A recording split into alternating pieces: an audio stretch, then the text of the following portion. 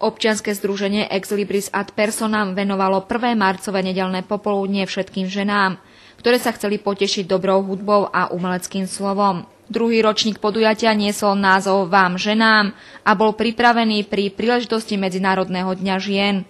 O program sa postarali iba muži a začalo sa hudbou Ladislava Fančoviča mladšieho.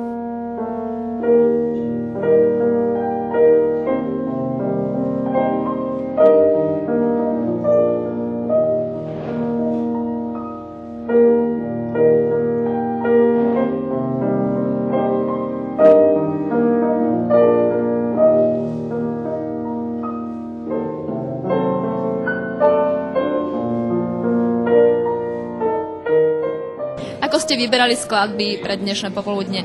Niečo som si dopredu naplánoval, asi 2 kúsky, Schubertové piesne, ktoré teraz momentálne aj dosť často hrávam, ale zvyšok som sa nechal priamo inšpirovať tu na pódiu, ako som sedel a počúval, o čom sa rozpráva, a aj ten Chopin mi prišiel tak úplne náhodou na myseľ, a takisto aj Ragtime Fats Wallera, takže bola to taká poloimprovizácia.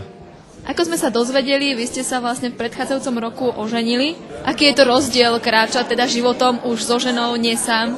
V podstate nebadám nejaký rozdiel, mám pocit, že sa takmer nič nezmenilo až na nejaké detaily, ale ten životný pocit, ktorý som mal predtým a teraz v podstate je podobný, rovnako príjemný a dobrý, takže v tomto zmysle sa nezmenilo nič zásadné. Čo si myslíte, že by mal muž urobiť, aby si naozaj dobil tú ženu na celý život? Čo by mu nemalo chýbať? Ja si myslím, že čo sa týka vzťahu medzi mužom a ženou, tak každý pár je originál a neexistuje žiadne nejaké pravidlo, že takto to je a takto to musí byť. Skôr to podľa mňa závisí od konkrétneho prípadu. Čo sa týka vášho umeleckého života, čo nového priniesol minulý rok? Minulý rok priniesol množstvo koncertov, množstvo úspechov doma aj v zahraničí. Podarilo sa vydať ďalšie, dúfam teda, že veľmi pekné CDčko s Porke Tankom, ktoré sme už spomínali, a sa nahrávalo sa to z hodou okolností tu v Lohovci, kde je výborná akustika v Vampírovom divadle. No a ja dúfam, že týmto smerom úspešným a pozitívnym budem pokračovať aj ďalej. Ja som sa dozvedela, že vy nie ste len umelec, ale aj športovec. Čo športujete a s akými úspechmi? No ja sa venujem intenzívne atletike, behaniu. A okrem toho to kompenzujem ešte aj bicyklovaním a plávaním, ale ten beh je asi taká priorita. A za posledný rok som absolvoval množstvo rôznych menších pretekov. Jeden veľký maratón vo Florencii v novembri. No a dnes som v Majcichove behal Majcichovskú 10, čo sú preteky, kde som sa zúčastnil už druhýkrát teraz. Tak dúfam, že sa tam ocitnem znovu o rok opäť. Dnešné popoludne patrí ženám, čo by ste im zaželali? Tak ja im želám ešte veľa takýchto príjemných popoludní, ako bolo dnes, a aby sa tešili, aby mali dobrý pocit zo svojich mužov a aby sa im darilo. Básňami o snoch, láske a vyznaní sa ženám prihovoril Matej Chrenko. V parku na lavičke so slzami, nik na okolí, nik za nami. Stretávame sa na lúke snov, pod palbou lásky stávaš sa tou šialene krásnou neznámou, čo príde každú noc tam za mnou. Kombináciu poézie a prózy ponúkol prítomným Maroš Kamenčík. Na prechádzkach so slovenskými múzeami neopísateľná, jednoslovná, komplikovaná, priezračná, anielská i hriešná, milovaná i nenávidená. Vždy jediná a predsa nie tá istá. Prichádza k nám v rôznych podobách s rôznym posolstvom na perách. Navštevuje nás v snoch, často je vládkyňou mužskej mysle, dokáže jemne pohľadiť, no byť aj tou najpevnejšou oporou. Asi nie je lepšieho spojenia slov so ženou, ako bytosť, ktorá nie je len ženou, ale i matkou. Práve táto myšlienka učarovala Františkovi Liščákovi a pri jeho básni na chvíľu všetci pocítili lásku a teplú náruč svojej mamy. Prískoro si nás opustila, mama. Bez rozlúčky a nečakane. Ostali len prázdne dlane, ako keď z nich vtáča uletí. Je preč a nikdy sa nevráti. Slzy čas osušil, ustali náreky, zostali už len spomienky. Svojimi myšlienkami o ženách prišiel potešiť i Ján Káčer, ktorý svoju tvorbu obohacuje i písaním románov.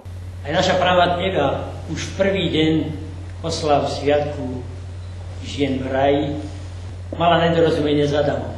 Tak aj my koľkokrát s vami, s manželkami. Vyriešila to po svojom. Nahnevaná na Adama, ušila si z figového listu akési skrývadlo, podobné dnešným nohavičkám. A my všetci dobre vieme, že ešte aj dnes je toto skrývadlo v nejednom manželstve rázdárkov šťastia a pokoja, inokedy končí sa hádom. Každého muža obklopuje viac dôležitých žien v jeho živote. Vo svojom príspevku si Víťazoslav Chrenko zaspomínal na svoju nezabudnutelnú babičku Šramovú, ktorá hoci už dávno nie je medzi živými, zanechala v jeho živote výraznú stopu. Babička Šramová, matka mojej matky, bývala v Piešťanoch priamo v staničnej budove. A bola to najláskavejšia osoba, akú som kedy poznal. Voňala šichtovým mydlom, škoricou a nesmiernou dobrotou. Ako najstarší vnuk som dlho sám trávil u nej letné prázdniny a tieto bezstarostné časy mi navždy utkveli v pamäti. Len ťažko si toto podujatie vieme predstaviť bez slova a humoru Jozefa Bachratého, ktorý ním i tento rok sprevádzal.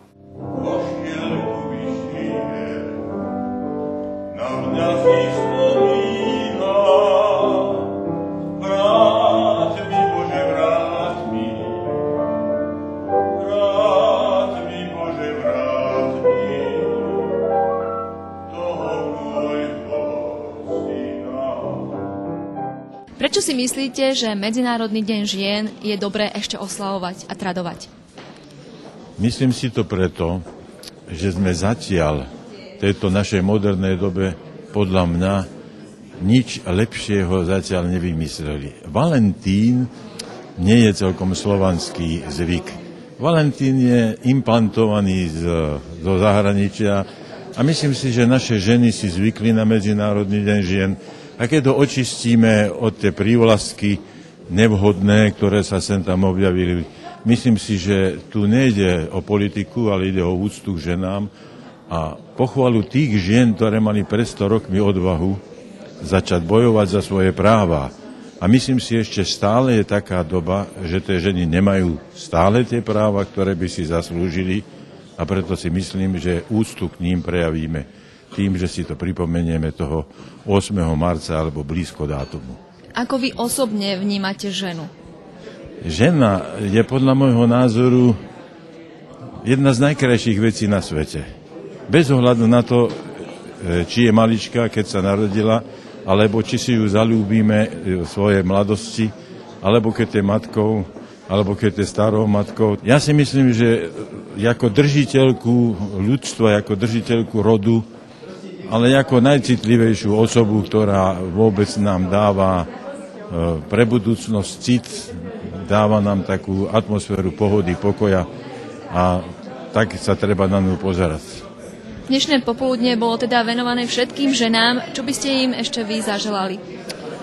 Ja by som im zaželal, aby ich ľúbili tí, čo ich neposlúchajú.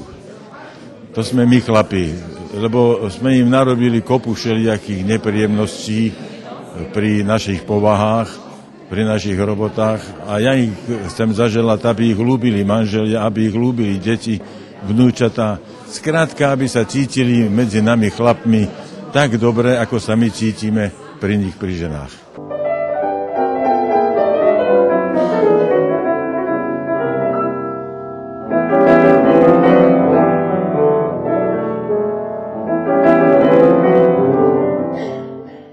Všetci sa s pekným spoločným popoludním rozlúčili ako inak, ako dobrou náladou a piesňou.